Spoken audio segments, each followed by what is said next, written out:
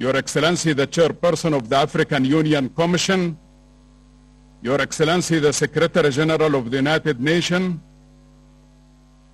Your Excellencies, Heads of States and Government, distinguished ladies and gentlemen, on behalf of His Excellency President Mahmoud Abbas, who sends you his warmest greetings and wishes you success at this distinguished assembly, I'm deeply honored to deliver the speech of the State of Palestine. It gives me great pleasure to congratulate the Republic of Senegal and His Excellency President Macky Sall on assuming the presidency of the current session of the African Union. We wish him every success. We also extend our gratitude to the Democratic Republic of Congo and President Felix for the presidency of the previous African Union session. This year's summit is being held under the increasingly important theme, building resilience for food security and nutrition on the African continent, accelerate the human capital, social and economic development. Despite the many challenges the State of Palestine faces, our people assure you that we stand with you in achieving your priorities to the best of our ability, expertise, and competencies. In 2013, this auspicious body opened its arms for the Palestinian people and embraced the State of Palestine as an observer state within your Assembly of States, a show of solidarity with us in our over 7 decades of long struggle to liberate ourselves from the yoke of settler colonialism and military occupation. Of course, the people on the continent of Africa know only too well the devastation and dehumanization that are the hallmarks of colonialism and related system of institutionalized racial discrimination. Your Excellencies, I'm sorry to report to you that the situation of the Palestinian people has only grown more precarious. A few days ago, Amnesty International published a report confirming that Israel is not only guilty for denying Palestinians our human rights, but that Israel is also committing the most grave crimes, the crime of apartheid.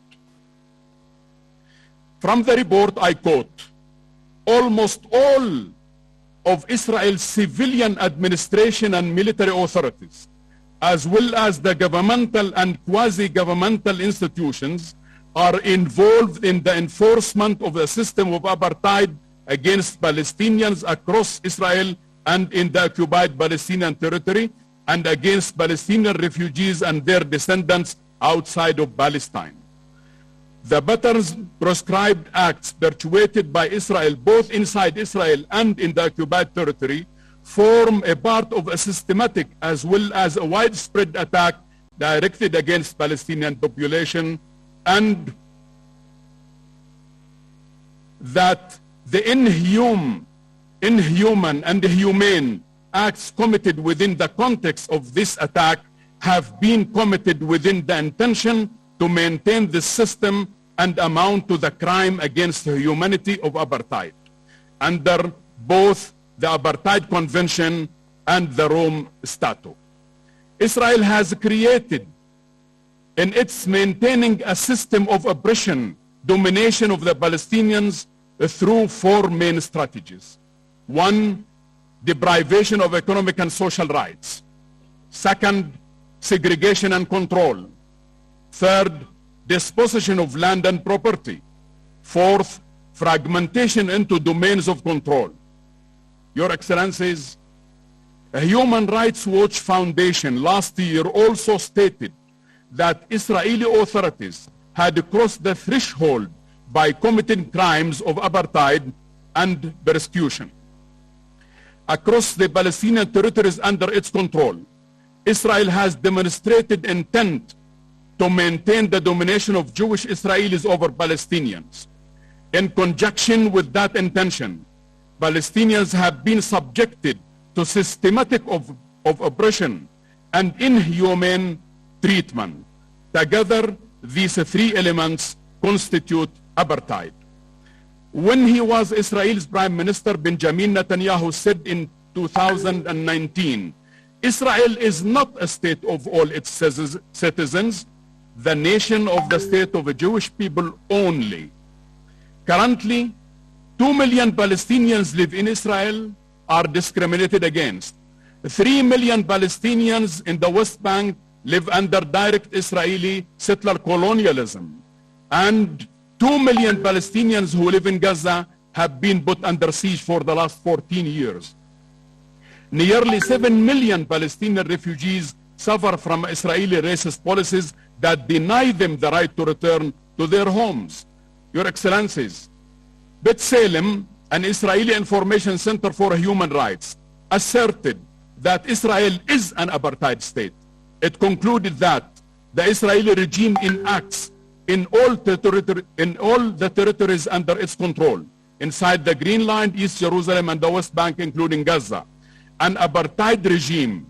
One organizing principle lies at the base of the wide array of Israeli policies, advancing and perpetuating the supremacy of one group, the Israelis, over another, the Palestinians. Based on these invulnerable facts documented by neutral bodies, Israel should not be rewarded for should Israel be rewarded for its adoption of apartheid, which targets the Palestinians with discrimination policies related to land, planning and housing, and hindering agriculture and industrial development for the Palestinians?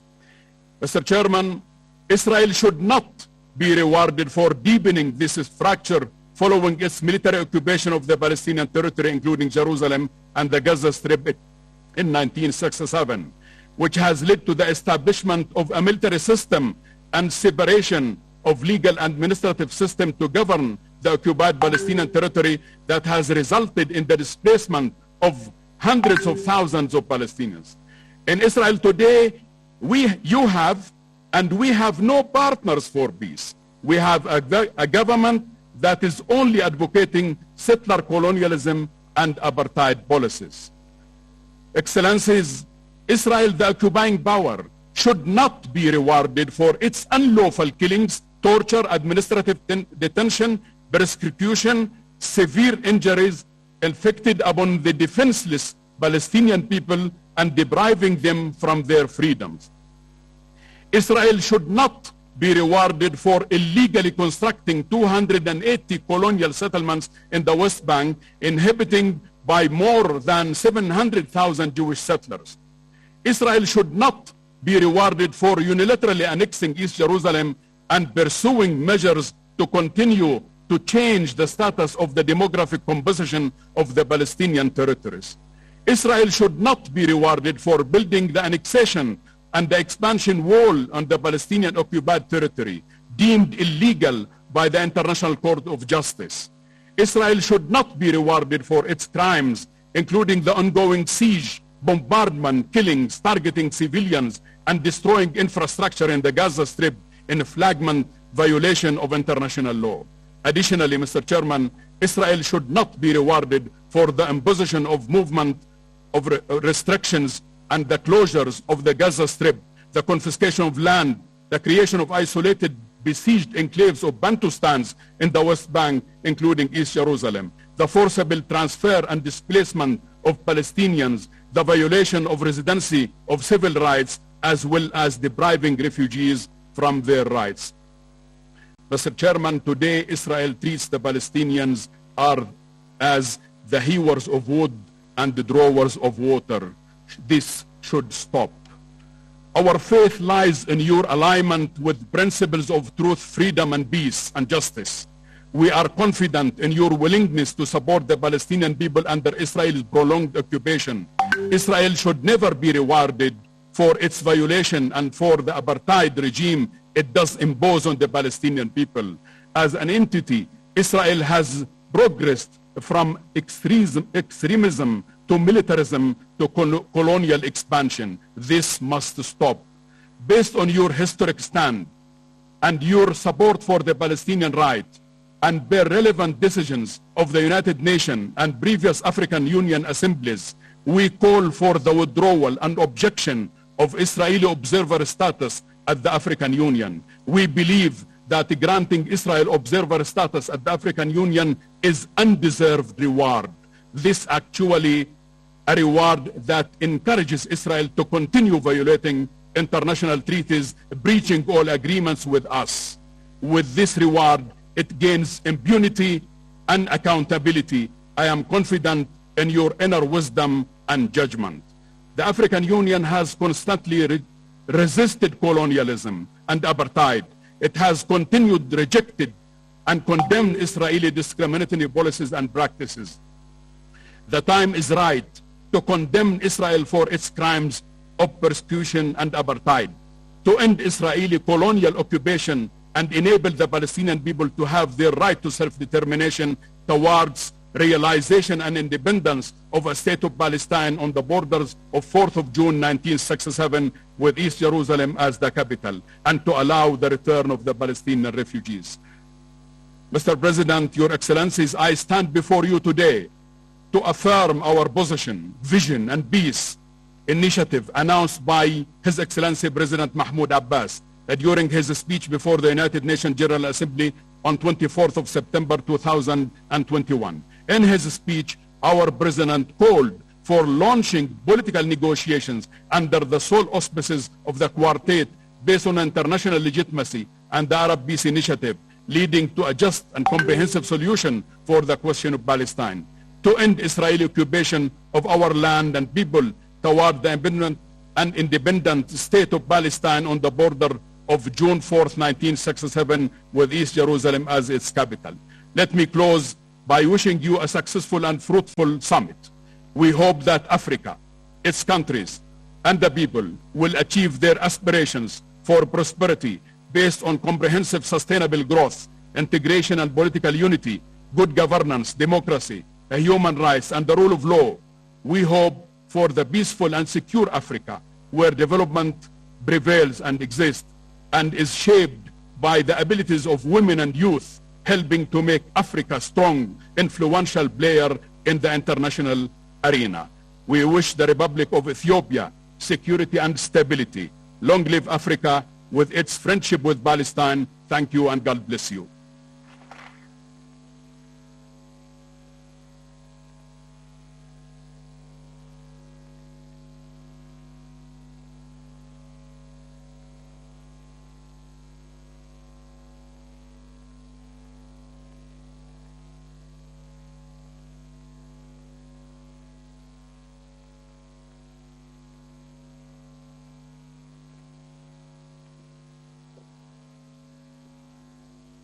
Thank you, Your Excellency, for your statement. Excellencies, ladies and gentlemen, I now have the honor to invite His Excellency, Mr. Felix Tshisekedi, President of the Democratic Republic of Congo and Chairperson of the African Union, to deliver his opening statement. Your Excellency, sir.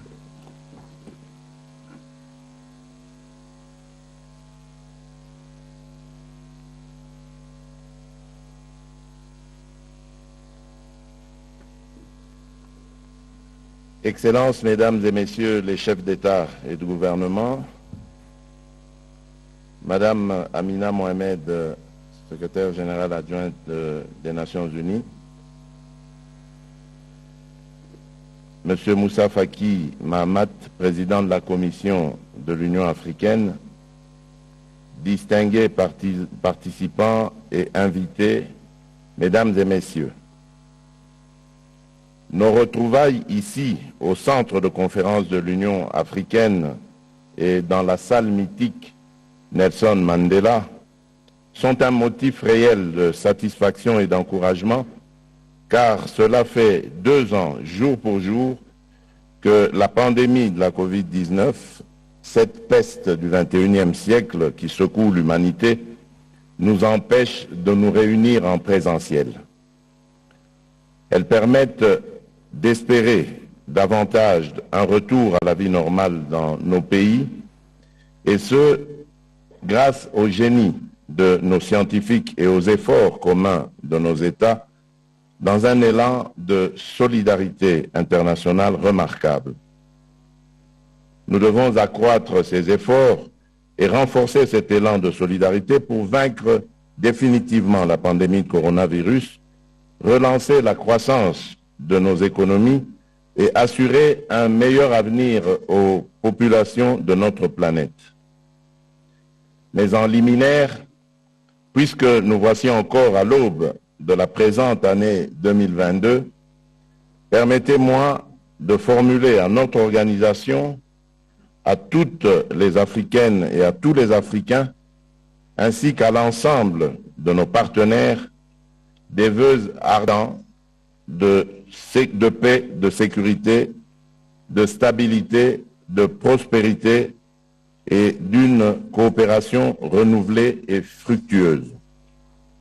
Excellences, Mesdames et Messieurs, vous aurez certainement constaté que cette session nous impose un ordre du jour important et surchargé que nous devons épuiser en 2 jours.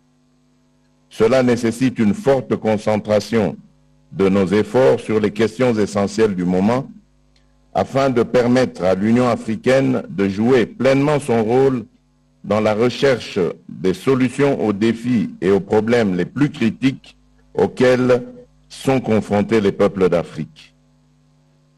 Tout à l'heure, au moment de la passation des charges, je vous rendrai dûment compte de ce que j'ai fait durant mon mandat comme président en exercice de l'Union africaine, mais souffrez que je puisse terminer ce propos préliminaire en disant « Je déclare ouverte la 35e session ordinaire de la conférence de l'Union africaine et tout en vous remerciant, je souhaite plein succès à nos travaux. » Merci.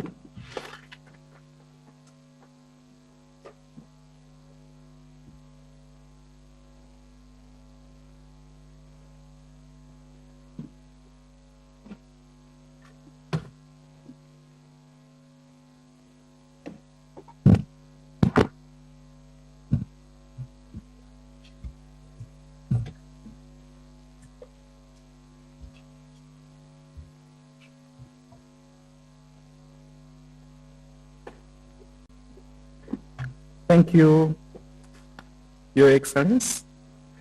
Next is the announcement of the Bureau of the Assembly by the overall Dean of Ambassadors, Ambassador Yusuf from Comoros. I now hand over to His Excellency, the Chairperson of the African Union, to guide the process. Thank you, sir.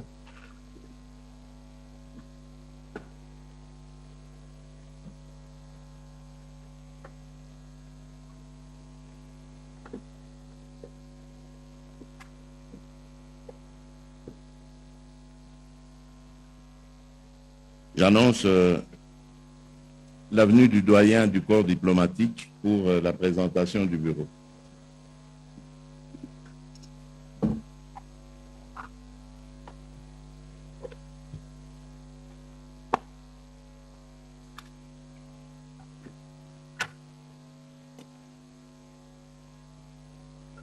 Excellences, Monsieur le Président de la Conférence,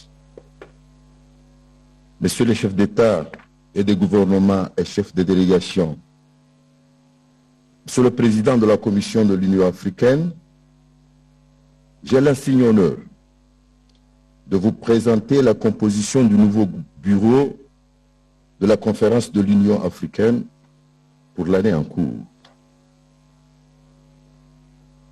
Après des riches consultations, le bureau se dresse ainsi. Président, la République du Sénégal. Premier vice-président, les consultations sont en cours. Rapporteur, la République démocratique du Congo. Deuxième vice-président, la République de la Libye. troisième vice-président, la République d'Angola.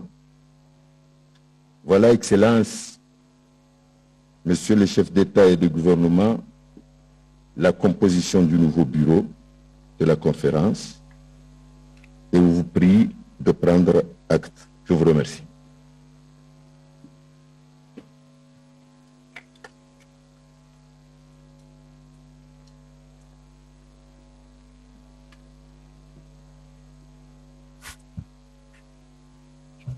Voilà. Pour la première vice-présidence, la région de l'Est est en consultation pour le moment et le moment venu, ils nous communiqueront leurs décisions. Nous prenons donc acte de la composition du bureau. Je vous remercie.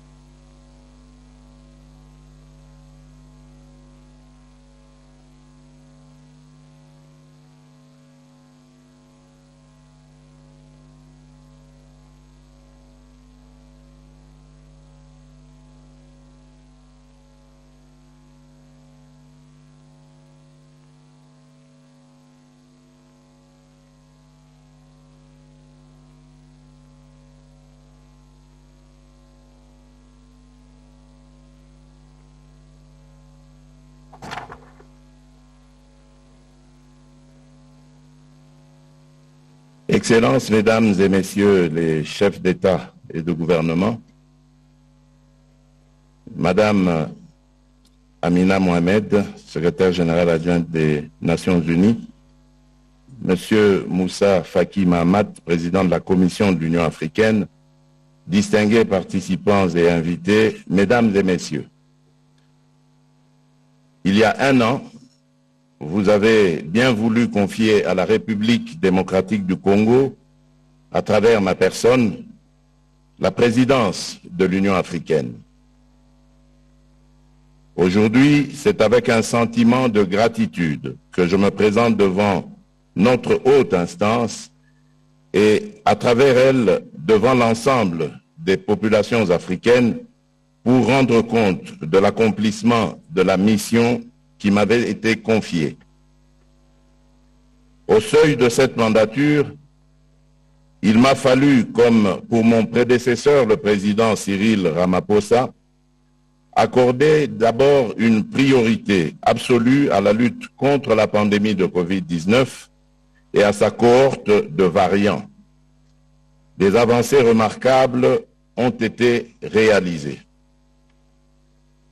C'est le lieu ici de saluer tous les efforts fournis et poursuivis par le président Cyril Ramaphosa, champion de l'Union africaine, pour le rôle important qu'il a joué dans le processus d'acquisition des vaccins, plus particulièrement dans la promotion de leur production sur le continent.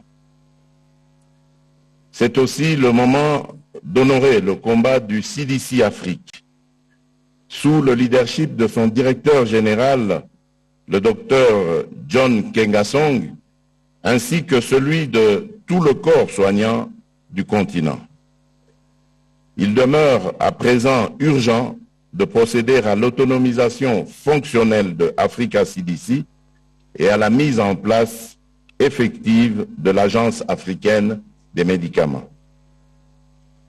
Pour illustrer cette autonomisation, il y a lieu de rappeler qu'en République démocratique du Congo, la lutte contre la pandémie a été marquée par la mise au point d'un produit dénommé Doubaz C par un groupe de scientifiques congolais de renom. C'est une molécule à base de plantes médicinales congolaises homologuée par l'Organisation mondiale de la santé, l'OMS en sigle. L'Afrique devrait encourager tous ces scientifiques à mutualiser leurs efforts dans la poursuite de la lutte contre ce fléau. Excellences, Mesdames et Messieurs, cette année a été une grande année de la culture. La charte de la Renaissance culturelle africaine, adoptée en 2006 à Khartoum, a obtenu l'ensemble des ratifications attendues des États membres. Son entrée en vigueur depuis le 25 mai 2021 permet l'affirmation de l'identité culturelle commune des peuples d'Afrique.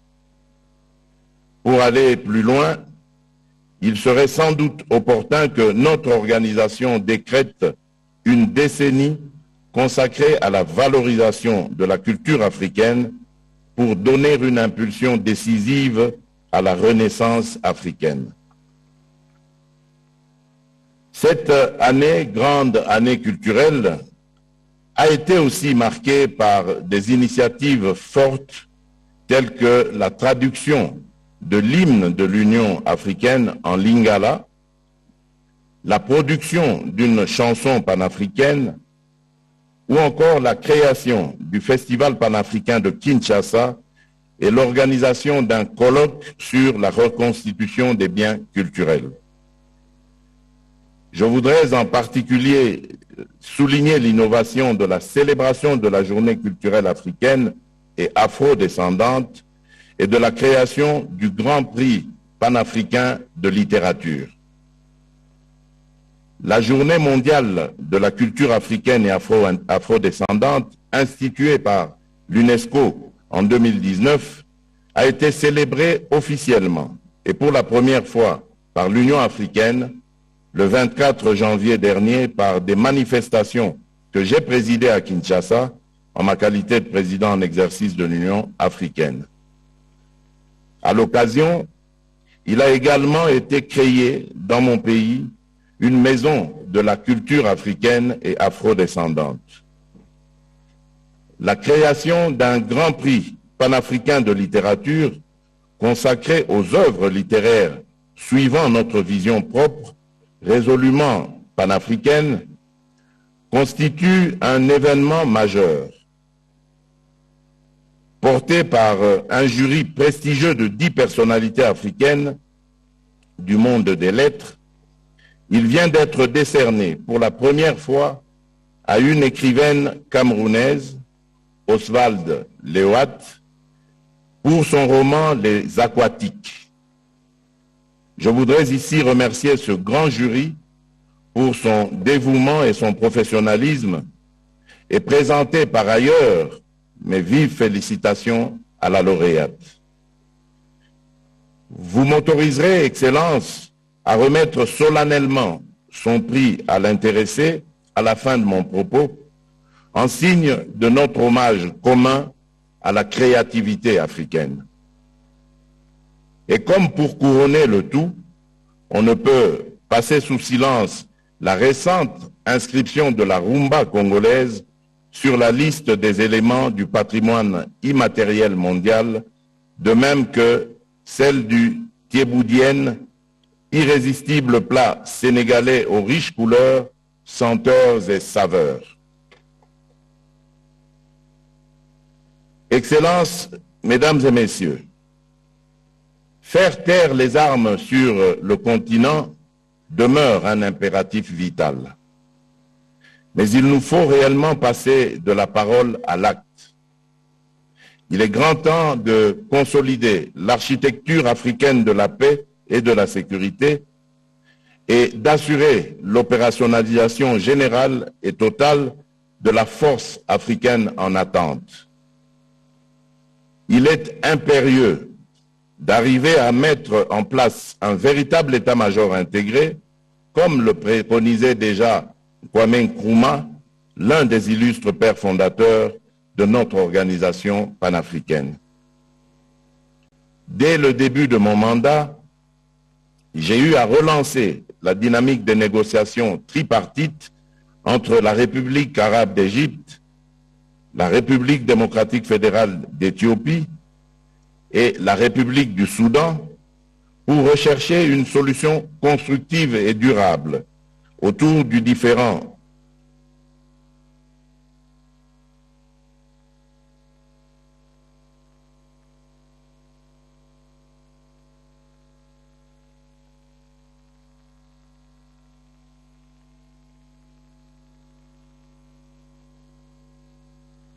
D'ailleurs, dans des situations de guerre et de conflits aigus qui ne cessent de menacer la paix sur le continent, les femmes et les enfants figurent parmi les grandes victimes, notamment du fait des viols et des violences sexuelles basées sur le genre catalogue. Face à ce fléau, des concertations de femmes provenant de toutes les régions du continent ont été organisées à Kinshasa, de même que des formations de femmes médiatrices de la paix. Il s'est tenu également à Kinshasa en novembre 2021 une conférence des hommes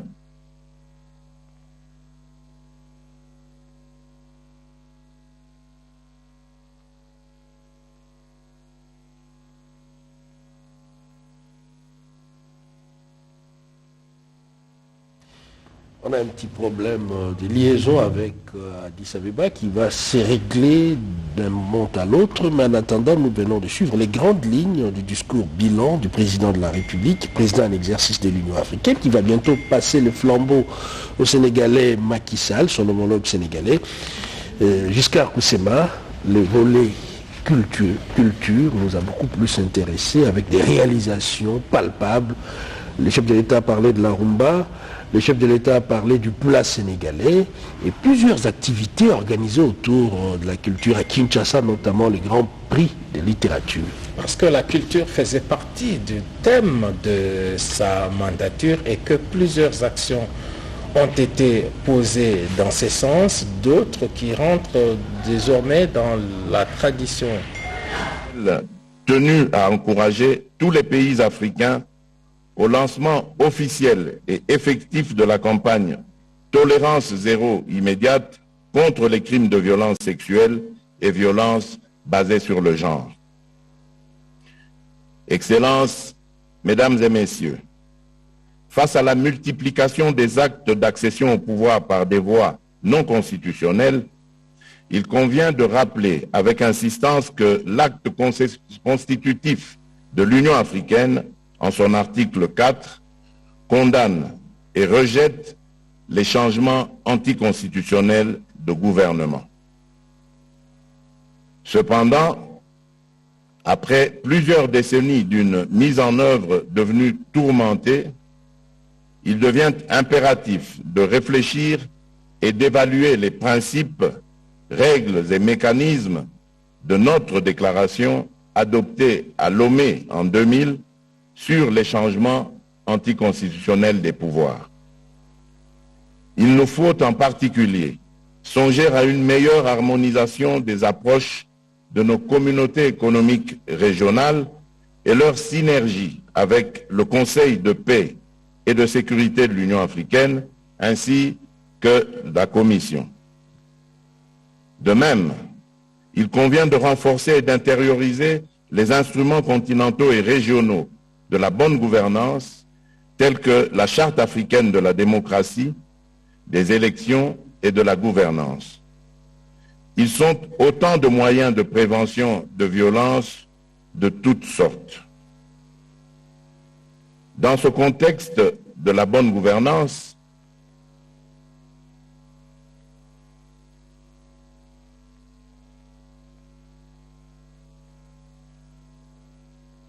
Souci des liaisons, Giscard Koussema, c'est vraiment l'essentiel du discours du président de la République qui est passé de la culture à la politique et la situation sécuritaire en Afrique, parce que d'aucuns pensaient que cela l'intéressait moins.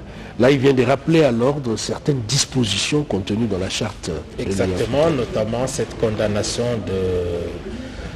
des coups d'État, il faut le citer comme ça. Le président de la République a encore une fois de plus pris son courage de le dire du haut de la tribune, qu'il condamne fermement tous ces coups d'État qui arrivent et il le dit devant tous ses pairs. Et c'est un courage politique que de pouvoir prendre ces genres de positions. Et pas seulement ça, il donne même de projections, notamment des pistes de chacun de nos États, d'une part, et des instances compétentes de l'Union africaine d'autre part. C'est dans ce cadre que Kinshasa a accueilli en octobre 2021 le premier colloque panafricain de sensibilisation sur l'albinisme. Excellences, Mesdames et Messieurs, investir dans le développement durable et équitable dans le contexte post-Covid revient à parier sur la capacité de l'Afrique à fabriquer des produits innovants en sciences, en technologie, en économie numérique, en économie verte, etc. Ils sont prêts, nos jeunes, à se positionner comme acteurs incontournables dans tous les secteurs de la mondialisation et de la globalisation, notamment par l'accès au crédit jeune et par la multiplication des parcs.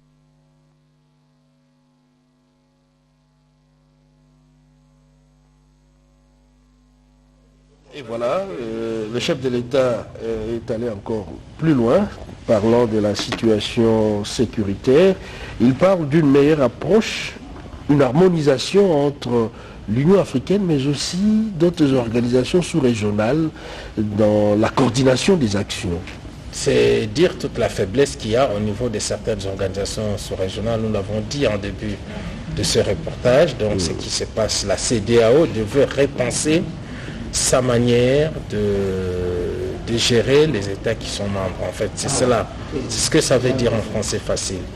Donc la CEDEAO devait prendre exemple sur la SADC, la CEEAC et les autres structures. Et dans un contexte comme celui-ci, des discours bilan, on ne se limite pas seulement à énumérer ces réalisations. Quand le chef de l'État l'a fait. L'objectif primordial d'accélération de la construction du grand barrage d'Inga comme vecteur d'intégration régionale, d'industrialisation et de renaissance africaine. En ce qui concerne les défis existentiels du changement climatique qui menacent l'avenir de l'humanité et même de l'espèce humaine, l'Afrique, qui possède le deuxième poumon du monde par le bassin du Congo, est prête à offrir des solutions de survie collective à l'humanité, mais à la condition que le monde accepte d'en payer aussi le prix. Tel est, entre autres, le message que j'ai eu à porter. Je me suis efforcé, en effet, à développer dans ma fonction de représentant et porte-parole de notre organisation, avec l'appui de l'ensemble du bureau de la conférence et du président de la commission, une diplomatie de présence active, de l'accomplissement de la visibilité et de la promotion des intérêts légitimes de l'Afrique au sein de plusieurs enceintes internationales et dans les rencontres avec nos partenaires stratégiques. À cet égard, permettez-moi de souligner que les relations du continent avec ses partenaires extérieurs devraient toujours répondre à certaines exigences existentielles essentielles, à savoir préserver le respect mutuel et éviter les ingérences intempestives dans les affaires intérieures de nos États, avec parfois comme corollaire des sanctions injustes imposées contre certains de nos États, ici par exemple contre la République du Zimbabwe. Je souhaite la levée de ces sanctions contre ce pays frère dont les effets pervers sont nocifs à l'économie et au bien-être du peuple frère zimbabwéen.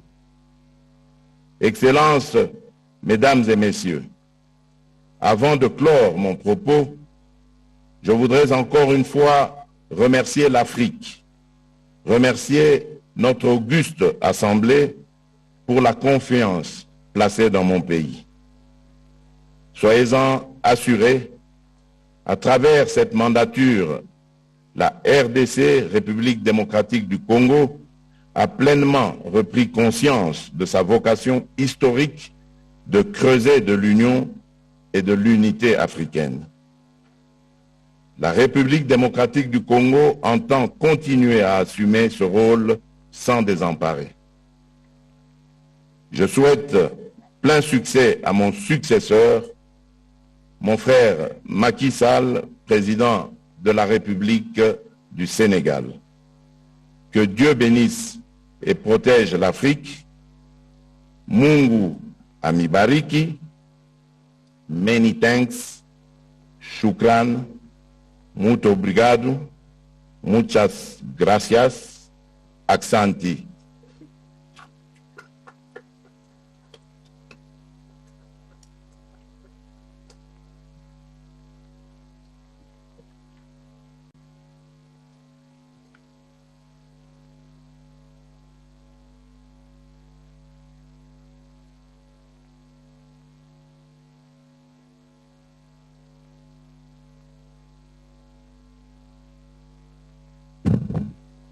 Thank you, Your Excellency. I now invite His Excellency, Mr. Macky Sall, President of the Republic of Senegal, to the podium for the handover ceremony.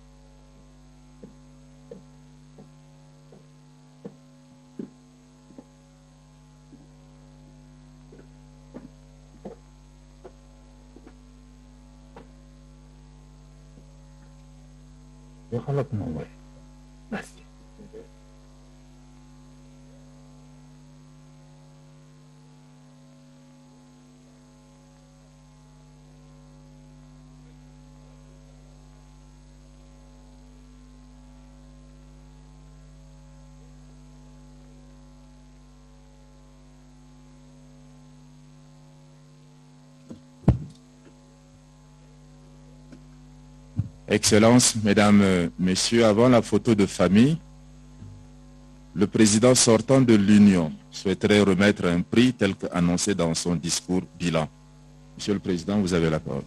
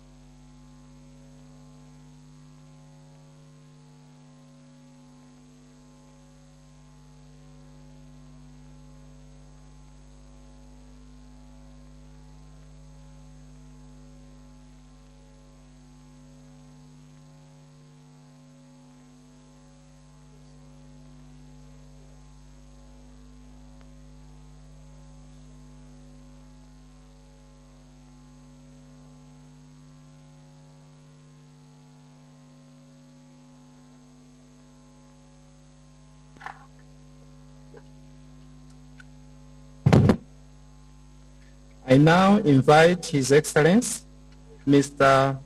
Macky Sall, President of the Republic of Senegal and Chairperson of the African Union, to deliver his acceptance statement. Your Excellency, sir.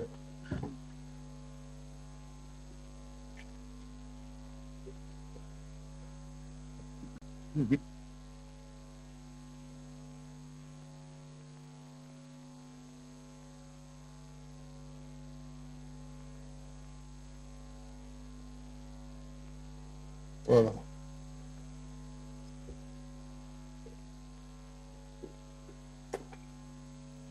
Excellences, Mesdames et Messieurs les chefs d'État et de gouvernement, chers collègues, Monsieur le Président Félix Antoine Tshisekedi Tshilombo, Président de la République démocratique du Congo et Président en exercice sortant, Madame le Secrétaire général adjoint des Nations Unies, Monsieur le Président de la Commission de l'Union, Mesdames, Messieurs les ambassadeurs et chefs de délégation, Mesdames et Messieurs, en votre nom et au mien propre, je tiens d'abord à remercier le gouvernement et le peuple éthiopien pour l'accueil convivial et l'hospitalité généreuse qu'il nous réserve. Une fois de plus, dans la cité légendaire d'Addis Abeba, berceau de notre rêve de liberté et d'unité africaine. Je mesure l'honneur et la responsabilité qui s'attachent à la confiance dont vous venez de m'investir. Ensemble, avec les membres du bureau, pour conduire les destinées de notre organisation pendant un an. Je vous en remercie et vous assure de notre engagement à travailler de concert avec tous les pays membres dans l'exercice de notre mandat. Je rends hommage aux pères fondateurs de l'organisation.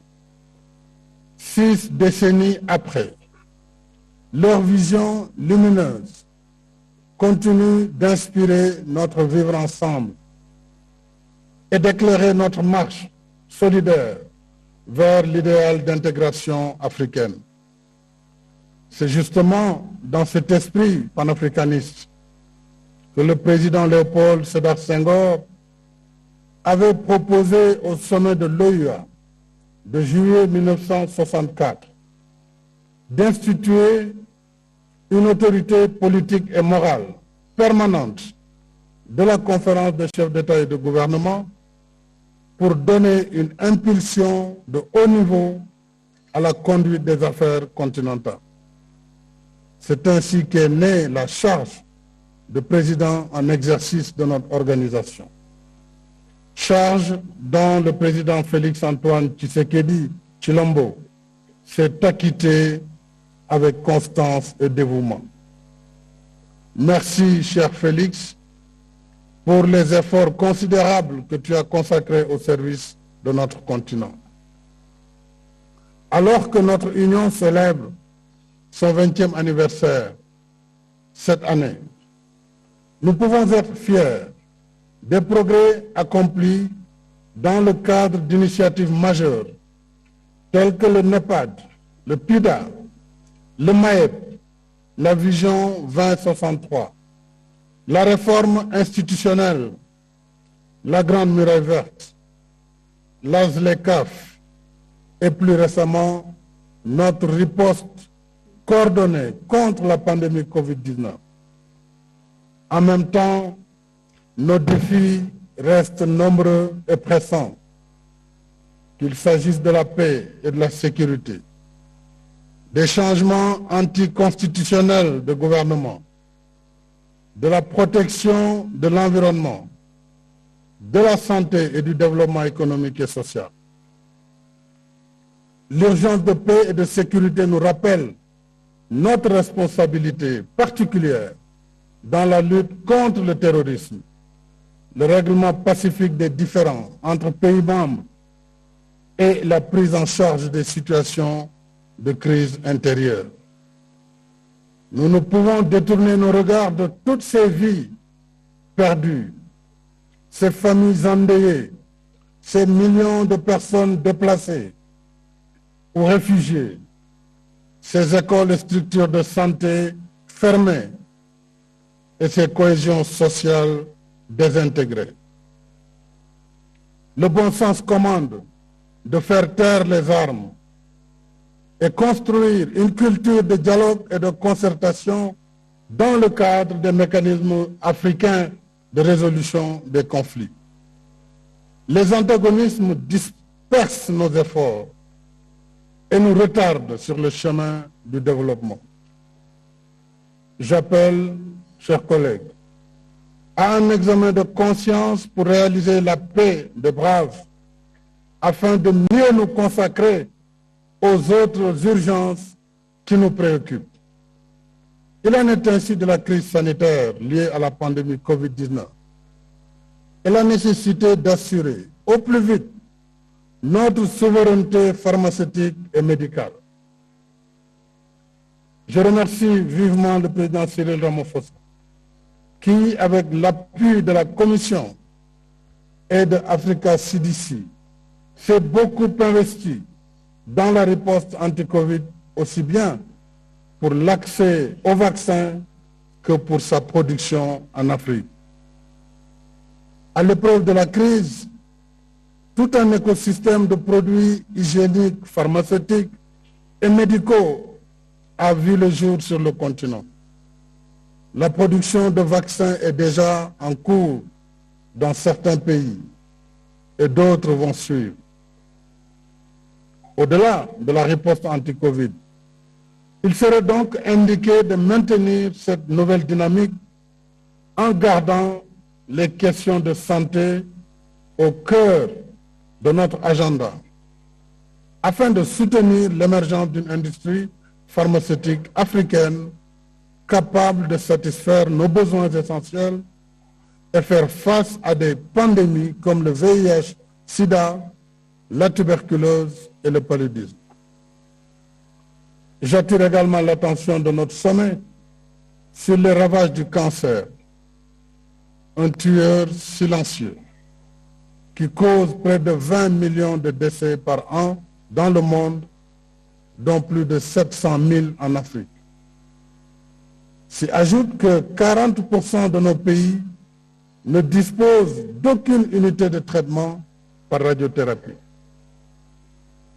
En réponse à cette situation préoccupante, l'Agence internationale de l'énergie atomique a lancé l'initiative Rays of Hope, Rayon de l'espoir, afin de soutenir les capacités des États, africains en particulier, dans la lutte contre le cancer, grâce aux technologies nucléaires, à l'imagerie médicale, à la médecine nucléaire et à la radiothérapie. J'encourage vivement nos pays à appuyer la campagne Rays of Hope de l'AIEA qui contribue à la réalisation des objectifs de développement durable et de l'agenda 2063. Nos urgences sont aussi économiques. L'Afrique continue d'accuser du retard dans le domaine du développement, malgré ses énormes potentialités. 30 millions de kilomètres carrés, plus d'1,3 milliard d'habitants, d'importantes réserves en eau, en hydrocarbures, 60% des terres arables, 40% des réserves d'or, 85 à 95% des réserves des métaux, du groupe du chrome et du platine,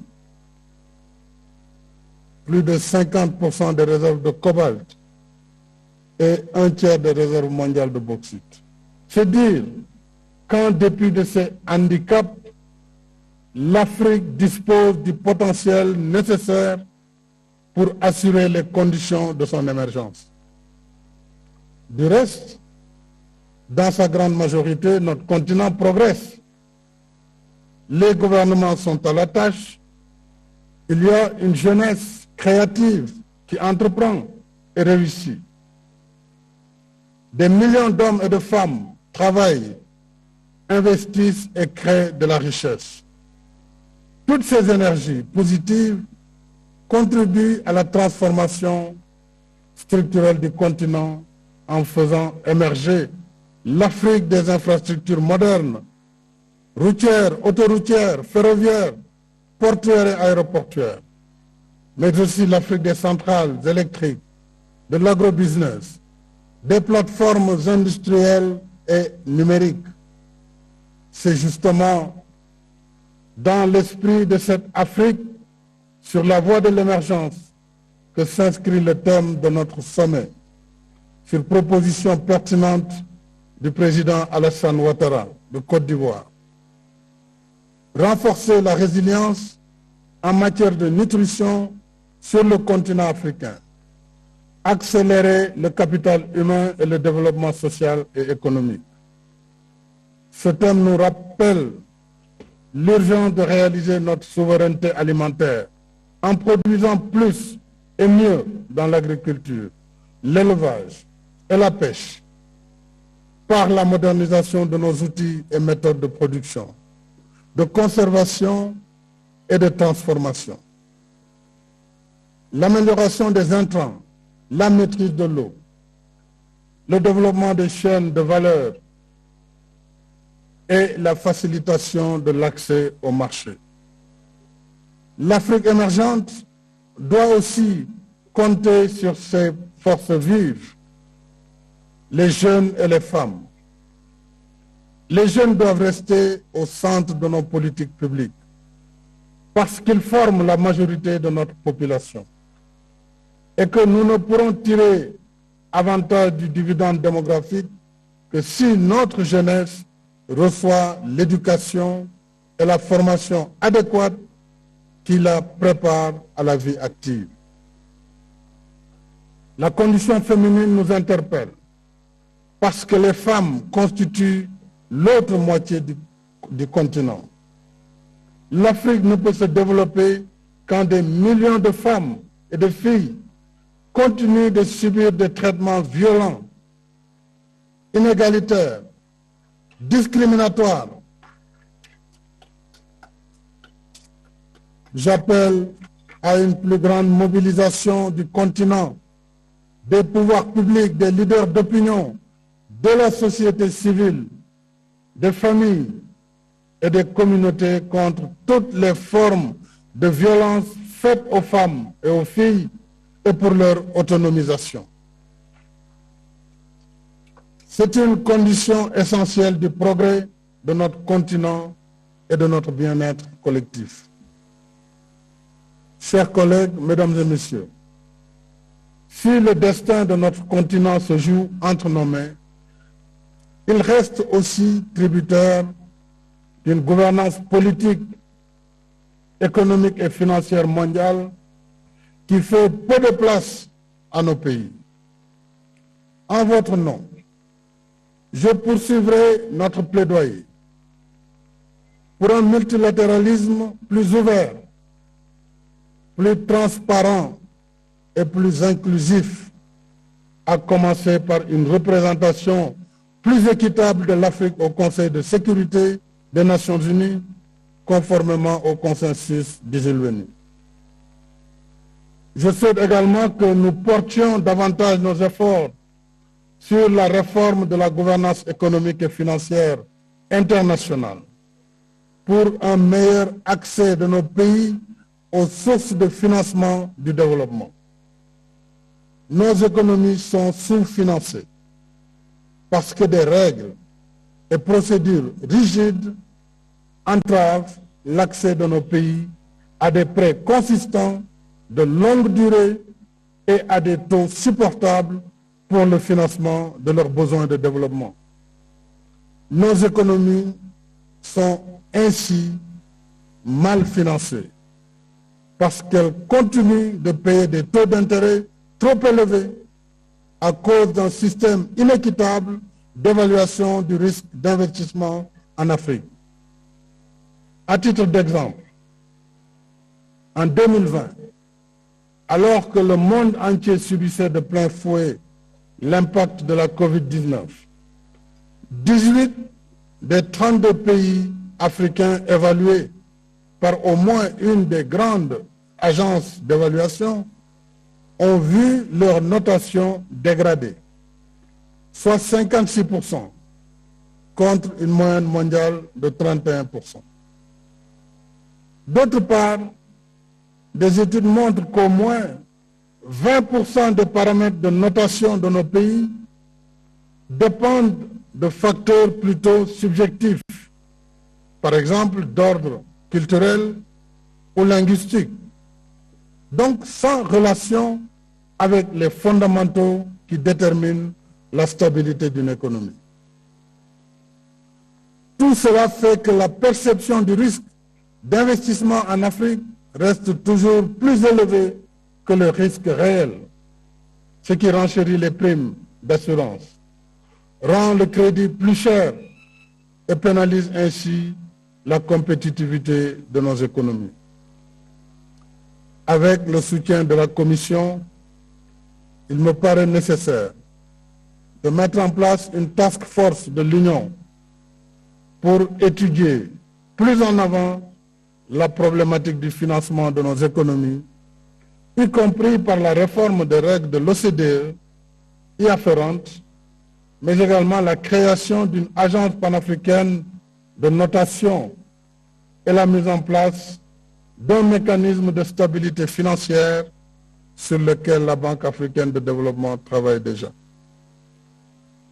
D'autres efforts pourraient davantage porter sur l'harmonisation de nos législations nationales et l'échange de meilleures pratiques dans l'industrie minière et dans l'industrie du pétrole pour une juste rémunération de nos ressources.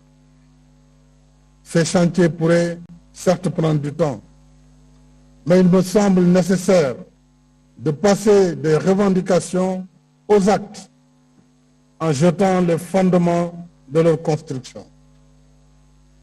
Dans l'immédiat, je poursuivrai notre plaidoyer pour la réallocation des droits de tirage spéciaux avec l'émission historique de DTS à hauteur de 650 milliards de dollars.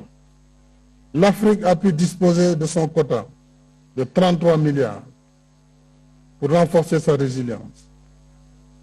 C'est certes un acquis considérable, mais au regard de l'impact profond de la crise, l'Afrique a besoin d'un financement additionnel d'au moins 252 milliards de dollars d'ici 2025 pour contenir le choc et amorcer sa relance économique.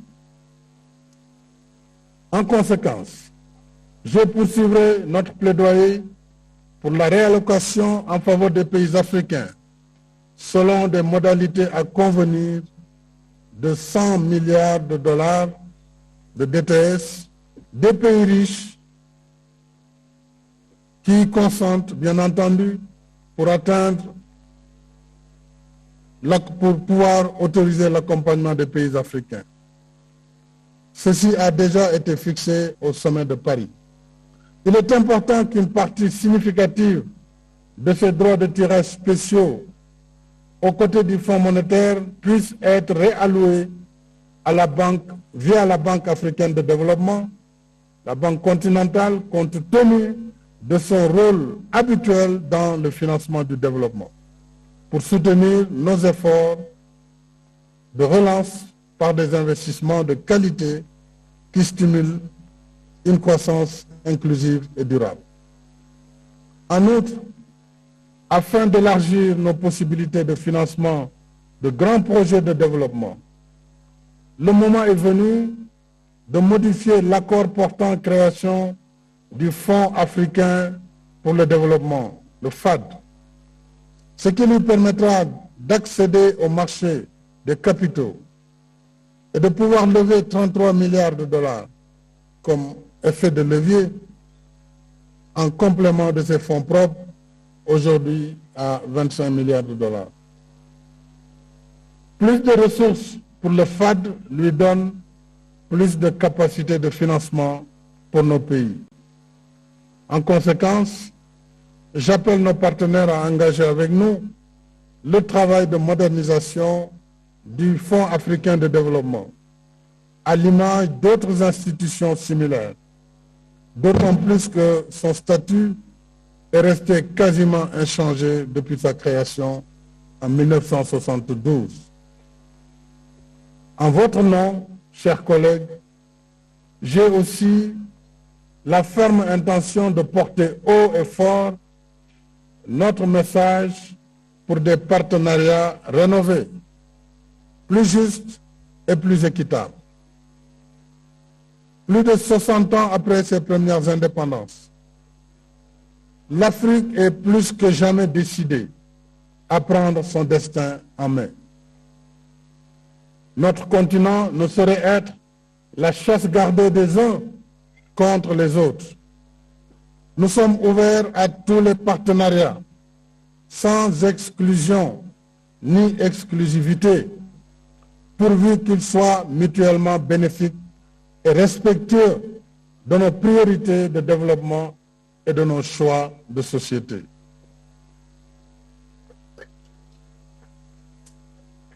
Dans cet esprit, je salue les excellents résultats du Forum sur la coopération sino-africaine de novembre 2021 et du sommet Turquie-Afrique de décembre dernier. Je suis convaincu que nos rendez-vous dans 10 jours avec l'Union européenne connaîtront les mêmes succès compte tenu de la préparation de ce rendez-vous, tout comme les partenariats avec la Corée, la Russie, le Japon, le monde arabe et certainement les États-Unis d'Amérique, que tous ces partenariats s'inscriront dans la même dynamique d'un partenariat rénové, gagnant-gagnant et qui respecte nos choix de vie, nos choix de société et nos choix de développement. Un autre défi nous interpelle, celui de la transition énergétique, dans le contexte de la lutte contre le changement climatique, contre le réchauffement climatique, dont l'Afrique est partie prenante. En marge de la COP26 de Glasgow, des pays développés ont unilatéralement pris la décision de mettre fin au financement extérieur d'énergie fossile, même propre comme le gaz, alors que certains parmi eux continuent d'utiliser des sources plus polluantes comme le charbon et le fioul. Au moment où, avec les importantes découvertes de ces dernières années, le gaz ouvre pour l'Afrique de réelles perspectives d'accès universel à l'électricité et de soutien à l'industrialisation du continent. Arrêter dans ces conditions le financement de la filière gazière ou des énergies fossiles pour l'Afrique porterait gravement atteinte à nos efforts de développement économique et social. C'est pourquoi, en restant engagé dans la lutte contre le réchauffement climatique, selon le principe de la responsabilité commune mais différenciée, il est tout à fait légitime que nos pays réclament une transition énergétique juste et équitable. Ensemble, mobilisons-nous pour la réussite de la COP27 que notre frère le président Abdel Fattah al-Sisi va accueillir. Chers collègues, mesdames et messieurs, les défis que voilà, nous les releverons en consacrant plus de temps à nos débats sur les questions vitales pour nos pays, avec des méthodes de travail rénovées et rationalisées, dans l'esprit de la réforme institutionnelle que nous avons menée sous la conduite dynamique du président Paul Kagame. L'impératif de résultat nous presse de mettre en œuvre nos réformes pour améliorer les performances de l'Union, y compris par le renforcement de ses capacités financières. Je pense à la répartition du travail entre l'Union les communautés économiques régionales et les mécanismes régionaux, à la réforme des organes judiciaires et quasi-judiciaires, à l'opérationnalisation du Fonds pour la paix et de la force africaine en attente, ainsi qu'à une meilleure articulation des agences. L'Afrique que nous voulons, c'est aussi celle qui recouvre l'intégralité de son patrimoine culturel. La restitution de notre patrimoine spolié restera au cœur de notre agenda parce qu'il fait partie intégrante de notre identité civilisationnelle. C'est ce qui nous relie à notre passé et forme le viatique que nous devons léguer aux générations futures. L'Afrique que nous voulons bâtir ne peut faire l'impasse sur son héritage culturel. Le temps ne saurait effacer notre mémoire collective. Le poids de l'histoire et les pesanteurs du présent ne sauraient non plus inhiber notre volonté de déconstruire les préjugés et les déterminismes qui entravent la marche de notre continent vers le progrès. Nous disons oui au rendez-vous du donner et du recevoir, par le dialogue fécond des cultures et des civilisations, mais non à l'injonction civilisationnelle qui nous dicterait nos choix et nos comportements.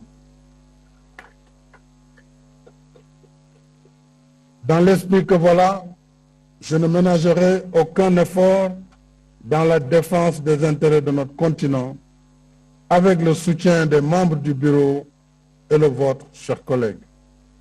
Ainsi, et ensemble, nous pourrons apporter une nouvelle pierre à l'édifice continental de nos rêves.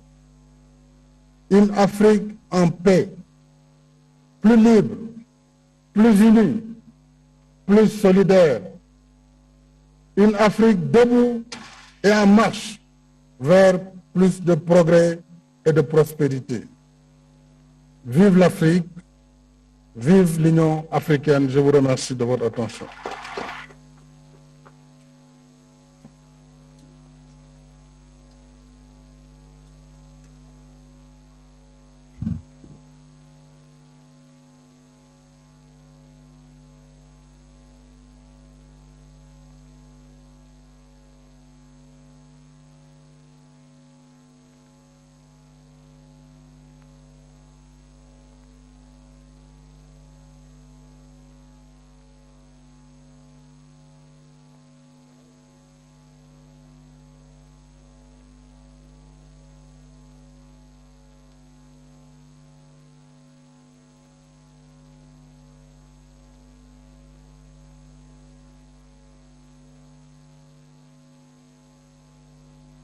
Chers collègues, avant de poursuivre nos travaux, je voudrais rappeler qu'en raison de l'engagement du président Tshisekedi dans la promotion de la masculinité positive, je propose que le président Félix Antoine Tshisekedi soit désigné champion de l'Union africaine contre les violences faites aux femmes et aux filles.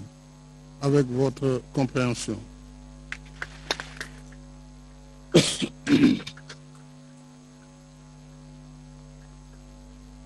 Je voudrais à présent inviter les membres du bureau à donner leurs impressions. En attendant la désignation du premier vice-président, je voudrais inviter le président de la République du Niger, M. Bazoum, à faire son appréciation. Il sera suivi de la Zambie, du Malawi, du Cabo-Verde, de Sao Tomé et Principe et des Seychelles. Monsieur le Président de la République du Niger, vous avez la parole.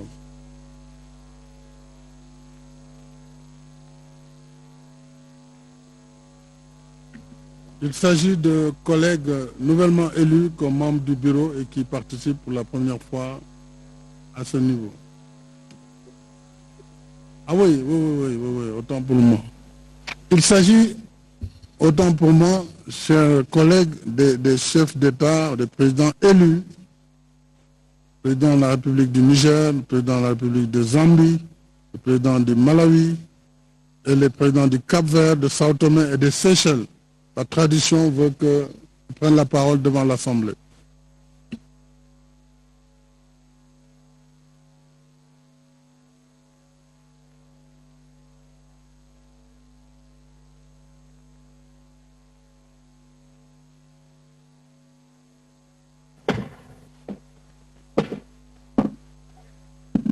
Chaud.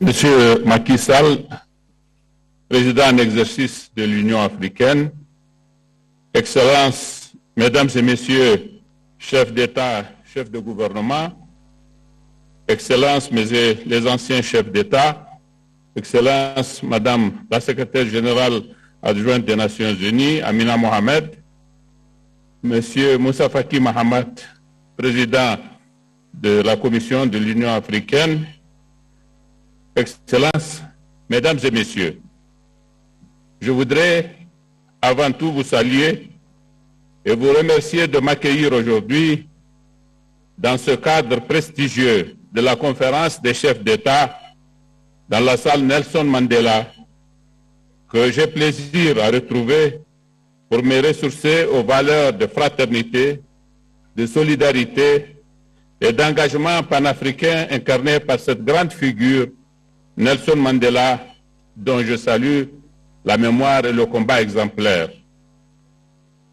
Monsieur le Président, Excellences, Mesdames et Messieurs, je salue la présence des anciens chefs d'État africains, dont le président Issoufou Mahamadou, celui-là même qui, au lendemain de son élection à la tête du Niger en 2011, a affirmé ici même son attachement à la charte africaine de la démocratie, des élections, de la bonne gouvernance et son engagement à respecter la constitution nigérienne en s'en tenant à la légalité républicaine.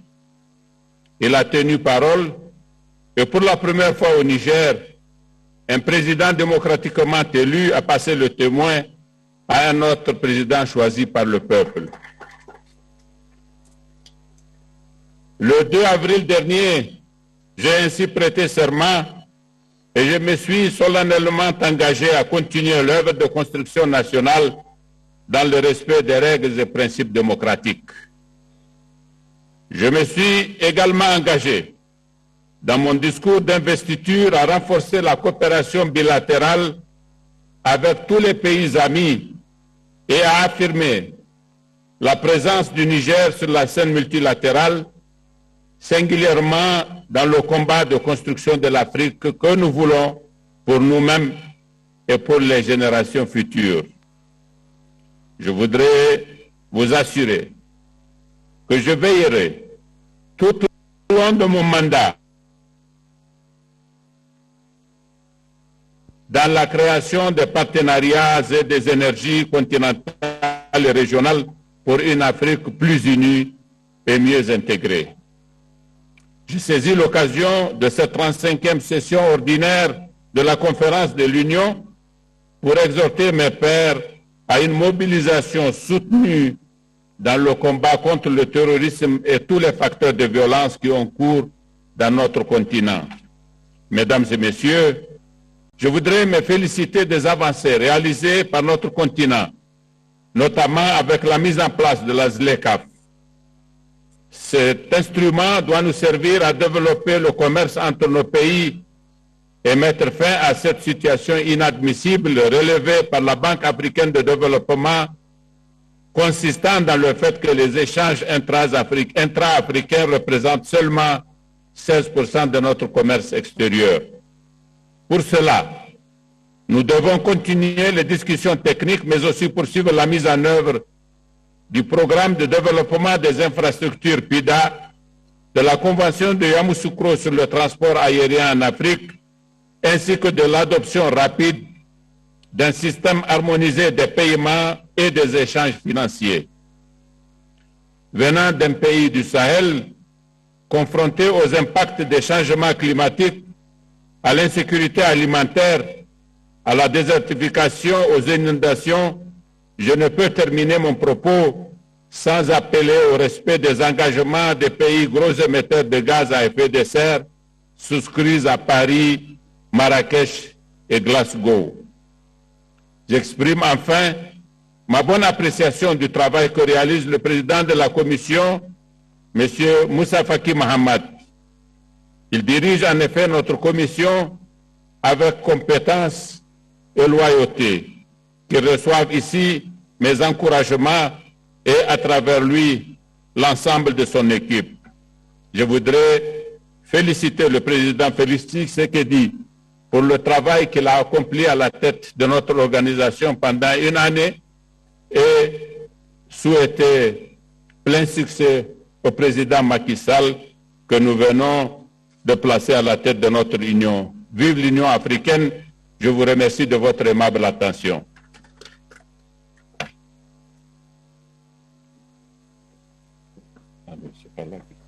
Je vous remercie, Monsieur le Président Mohamed Bazoum, Président de la République du Niger. Je voudrais également signaler que nous avons d'autres chefs d'État qui ont été réélus et pour lesquels, au nom de du sommet, je voudrais adresser nos félicitations. Il s'agit du président Yoweri Museveni de l'Ouganda, du président Patrice Talon du Bénin, du président Denis Sassou Nguesso du Congo, du président Adama Barrow de Gambie et du président Ismaël Omar Guelleh de Djibouti. Maintenant, je vais donner la parole au président Hakainde Hichilema de la République de Zambie. Monsieur le Président, vous avez la parole.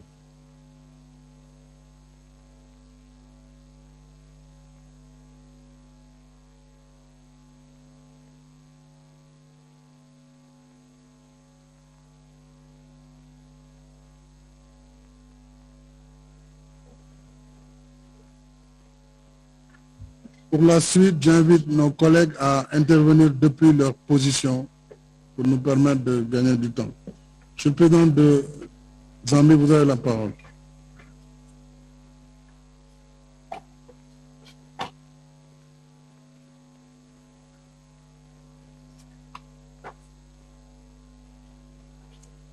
Thank you very much.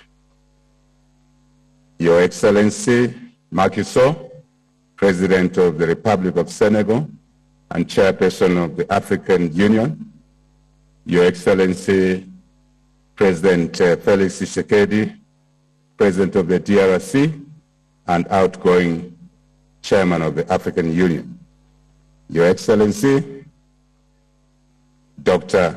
Abiy Ahmed, Prime Minister of the Federal Republic and Democratic Republic of Ethiopia, Your Excellencies, heads of states and governments that are present here today, Your Excellency, the Secretary General of the United Nations, Your Excellency, the Chairperson of the African Union Commission, distinguished delegates, ladies and gentlemen, Chairperson, 2021 was a year during which Zambia, our country, lost its founding father, Dr. Kenneth David Kaunda, and the people of Zambia honored his legacy of peace, indeed unity, by going to the elections, the polls,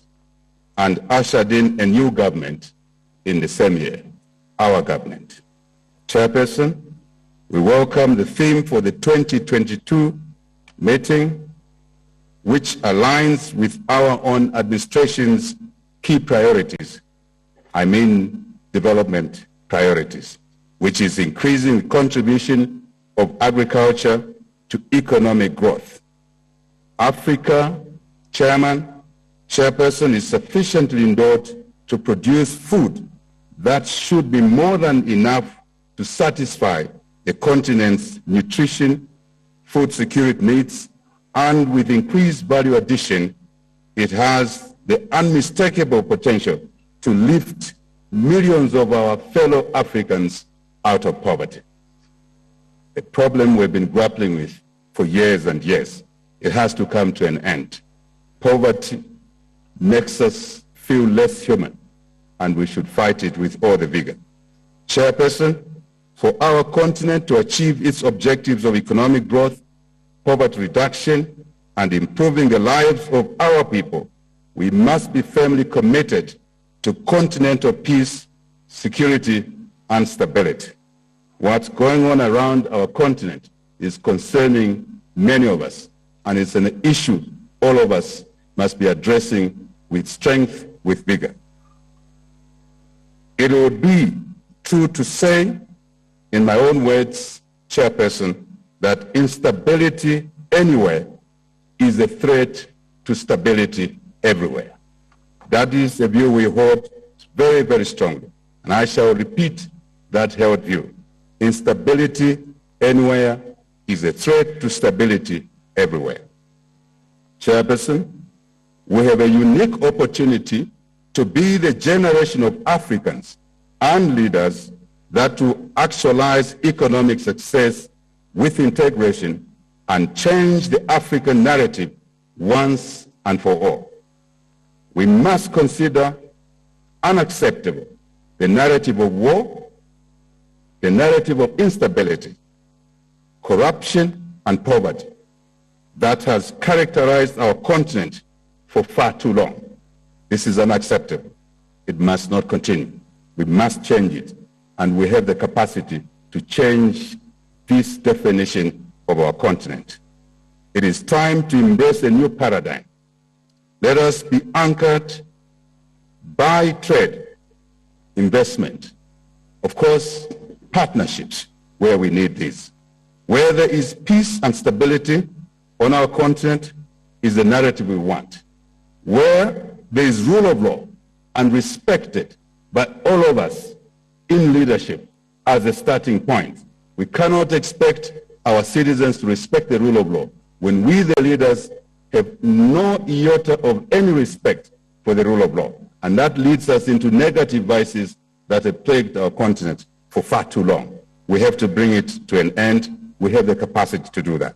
Let us embrace the aspirations of the youth who desire skills, who desire jobs, business opportunities, and a chance to be heard, a chance to be involved, not once, but all the time. That is very important to us. Let us ensure that the resources of our continent have value added in them and never leave our shores in the raw form as has become a traditional ceremony for years and years. This is unacceptable. It generates us less value than we could if we value added our materials. And we are tired, we must be tired of talking about Africa's potential for years and years. We must actualize that potential. Chairperson, as I conclude, I am pleased to inform you, Your Excellencies, that Zambia is ready to host the 2022 Fourth Mid-Year Coordination in July in Lusaka, and we look forward to welcome all of you to our beautiful country. Chairperson, Your Excellencies, ladies and gentlemen, I thank you for your kind attention. God bless you all. Merci beaucoup, Monsieur le Président Akende Hichilema de la République de Zambie pour votre communication. Chers collègues, je voudrais, dans le chapitre de félicitations, en votre nom, féliciter notre collègue, le docteur Abiy Ahmed d'Éthiopie, qui a été brillamment réélu. Et donc, je voudrais vous dire toutes mes félicitations, docteur Abiy Ahmed. À présent, j'ai le plaisir de donner la parole au président José Maria Neves de la République de Cabo Verde.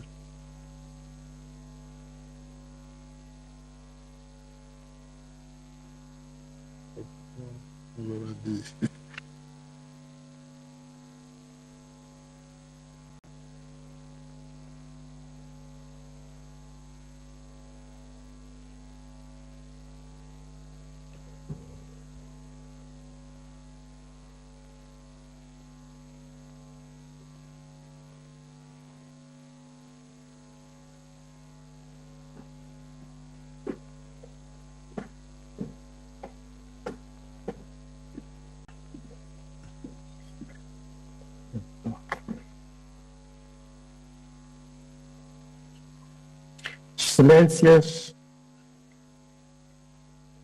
Sr. Macky Sall, Presidente da República do Senegal e Presidente em exercício da União Africana, Senhores chefes de Estado, Vossas Majestades, Senhores chefes de Governo e demais representantes dos Estados-membros, Senhor Presidente da Comissão Africana, minhas senhoras e meus senhores, caros irmãos.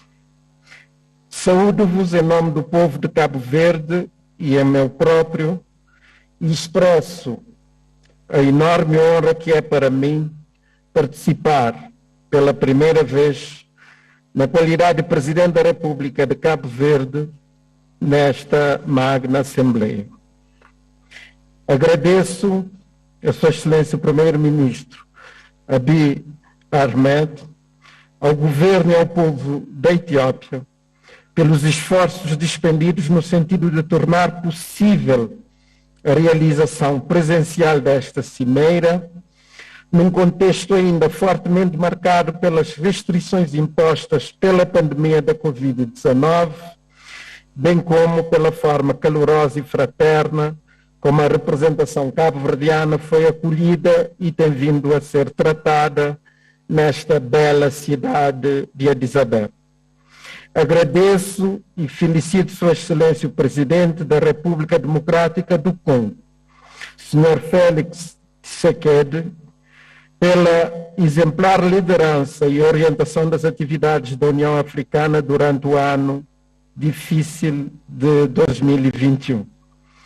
Endereço as minhas mais vivas felicitações a Sua Excelência o Presidente da República do Senegal, Sr. Macky Sall, pela assunção da presidência pro-tempore dessa nossa organização, augurando-lhe os maiores sucessos na condução da União Africana, mormente na aceleração do processo de integração do nosso continente. A humanidade atravessa a maior das ameaças no decurso do último século. A Covid-19 tem provocado elevados custos para todas as nações, particularmente as africanas.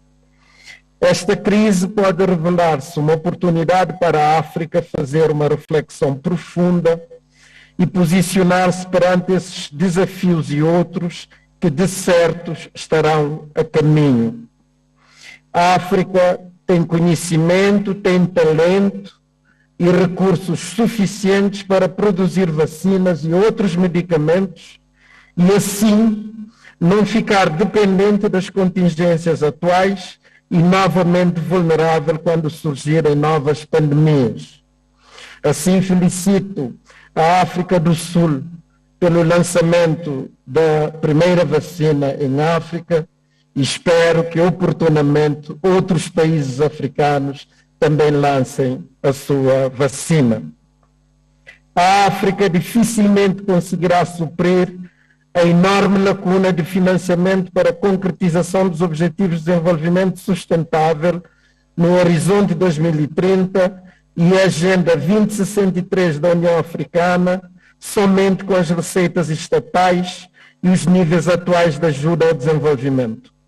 Parece-nos ser urgente repensar o modelo de financiamento do desenvolvimento para a África, orientado para a concretização das aspirações destas importantes agendas.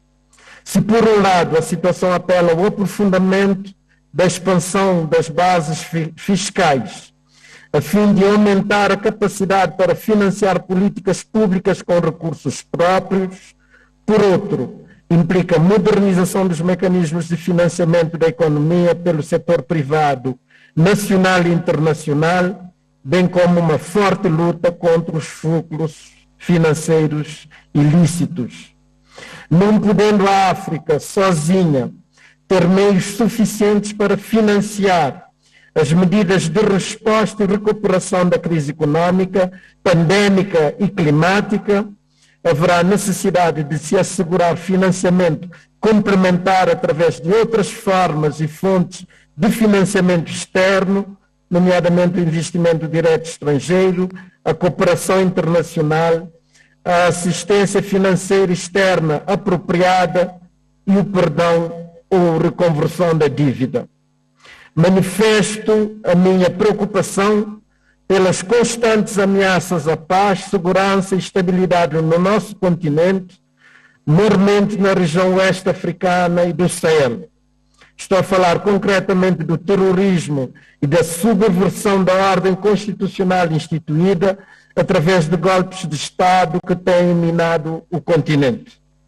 Endereço toda a solidariedade às vítimas do terrorismo, designadamente no Burkina Faso, Mali, Níger, norte da Nigéria e Moçambique, e reafirmo o mais veemente repúdio a todo e qualquer ato terrorista, bem como de subversão da ordem constitucional, como as que ocorreram no Sudão, Mali, Guiné-Conakry, Burkina Faso e a recente tentativa de golpe de Estado na Guiné-Bissau.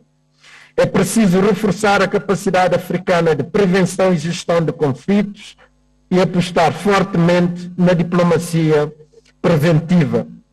Temos ainda de poder tornar mais efetivas as decisões. Nesse âmbito, a criação de um sistema de governança multinível, com uma adequada divisão do trabalho entre a União Africana, as organizações regionais e os Estados-membros, e com responsabilidades partilhadas, será um grande passo para realizarmos a Agenda 2063 e a África que queremos. Acredito que a África dispõe de recursos, talentos e imaginações para ser um dos mais importantes atores políticos e econômicos deste século XXI. Cabo Verde, no quadro das suas especificidades enquanto pequeno Estado insular em desenvolvimento, estará sempre presente. Bem-ajam, muito obrigado pela vossa atenção.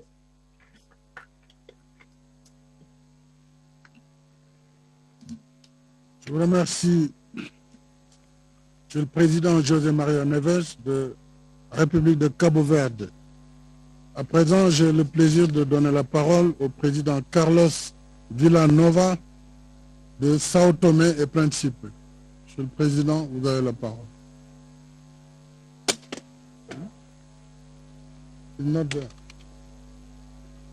Alors, le Président apparemment n'est pas sur place.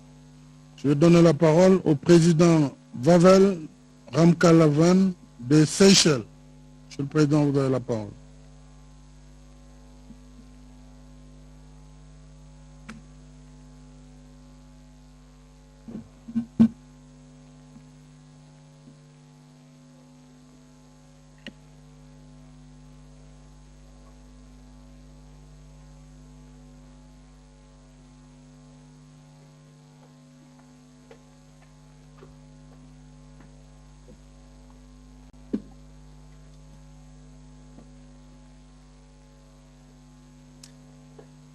Your Excellency, President Macky Sall, President of the African Union, Excellencies, Heads of State and Government, ladies and gentlemen.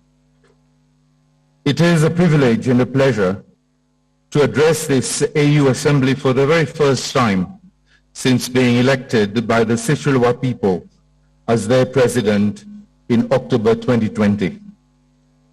From the onset, I would like to reaffirm my personal commitment and that of my country to the values, principles, and ethos of the African Union.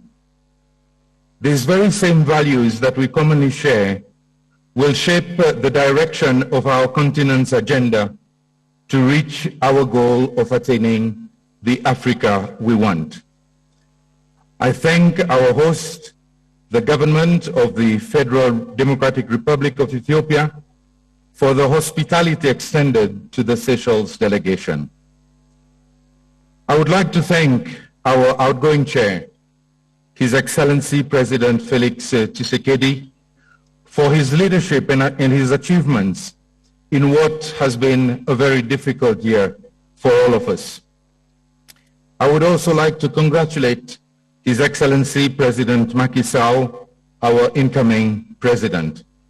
You have our full support in implementing this year's theme, which is motivated by the emerging socio-economic dynamics that have impacted heavily on our continent owing to the destructive effects of the COVID-19 pandemic. As the pandemic stretches into its third year, the global health crisis and its associated economic uncertainties have proved to be persistent and continue to pose a challenge to all of us. As long as Africa remains deprived of vaccines, the restrictions on our economic activities will certainly continue to affect our economic relief efforts. The disparity and inequality in accessing vaccines is not acceptable. It is an injustice, and it is morally wrong to accept that in February 2022, only 10% of the population of Africa have been fully vaccinated. We are faced with difficult choices, not least developing our own capacities to manufacture vaccines in Africa. In this regard, I wish to commend the research and development community from South Africa, Egypt, Rwanda, Senegal, and Mauritius, to name a few, for their forward-thinking approach to manufacture vaccines domestically. The supply chain disruptions during this pandemic have proved just how risky the dependency on importation of critical medical supplies, amongst other commodities, can be. Excellencies, ladies and gentlemen, peace, security, and good governance are undoubtedly the essential foundations that create enabling environments for progress and socio-economic development on our continent. Good governance facilitates economic growth, which in turn leads to the much-needed wealth creation to alleviate poverty and improve human development. Those essential foundations, those pillars of the rule of law, of democracy and human rights that shape our present and determine our future, are under serious threat. They are being undermined by conflict, strife, insurgencies, and terrorist activities on our continent. They constitute an existential threat to us all. Not only must they be resolutely condemned, but they must, with equal vigor and determination, be combated and eliminated. I must therefore commend His Excellency President Ramaphosa for his undeterred and unwavering commitment towards the vision of a continent that is free from conflict. Let us collectively work towards silencing the guns once and for all. The climate crisis remains the biggest long-term threat facing our planet. The commitments taken in Glasgow are still not enough to achieve the 1.5-degree goal. All evidence points to the fact that small island developing states are particularly at risk from exposure to multiple and compound climate-related risks and with increasing global warming. Recent advances in research reveal greater impacts of sea level rise on coastal populations than originally estimated. With populations, agricultural lands, and infrastructure tending to be concentrated along the coastal zones, any rise in sea level will have significant and profound effects on our livelihood, our way of life, and indeed, our very existence. We, the islanders, contribute less than 1% of global GHG emissions. Yet, if the present situation endures, we will suffer disproportionately from the damaging impacts of climate change, with some of our islands disappearing. Seeds are victims. We refuse to pay the consequences for the irresponsible acts of others.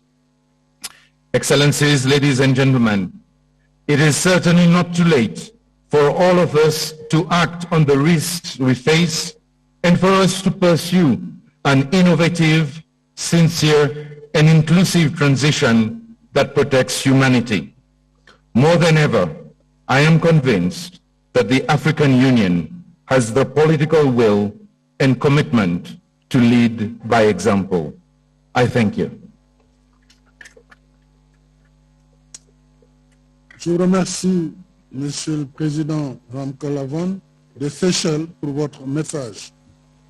À présent, je donne la parole au Président de la République de Malawi, Monsieur Lazarus Chakwera. Monsieur le Président, vous avez la parole.